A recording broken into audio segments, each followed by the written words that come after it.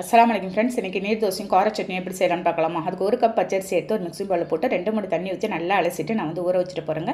ஒரு 4 மணி நேரம் நல்லா ஊறட்டும். நெக்ஸ்ட்டு தான் நான் பார்க்க போகிறேன். 4 மணி நேரம் கழித்து எல்லாத்தையும் ஒரு மிக்ஸி ஜாரில் சேர்த்துடலாம். 1 கப் பச்சரிசிக்கு 1 கப்பு நான் தேங்காய் துருவி தேங்காய் சேர்த்து நல்லா தண்ணியாக நம்ம அரைச்சி எடுத்துகிட்டு வந்தோங்க. நல்லா நைஸாக அரைச்சிக்கணுங்க. பாருங்கள், இந்த மாதிரி நல்லா நைஸாக அரைச்சிட்டு நான் ஒரு மிக்ஸி பவுலில் ட்ரான்ஸ்ஃபர் பண்ணிடுறேன். இந்த மாதிரி தண்ணியாக நீங்கள் தேங்காய் பாலோட கன்சிஸ்டன்சிக்கு கரைச்சி எடுத்துக்கோங்க.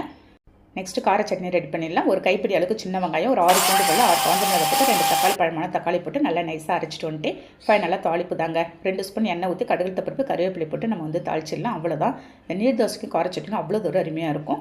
நெக்ஸ்ட்டு மாவும் ரெடியாக இருக்கும். ஒரு தோசைக்கல்லை நான் வச்சிடுறேங்க. ஸ்டவ்வில் ஒரு தோசைக்கல், இரும்பு தோசைக்கல் வச்சு நம்ம மாவை தூக்கின மாதிரி ஊற்றிடலாம். இந்த மாதிரி ஊற்றும் போது உங்களுக்கு இந்த அளவுக்கு எடுத்து போட்டால் சாஃப்ட்டாக வரும் ஃப்ரெண்ட்ஸ்.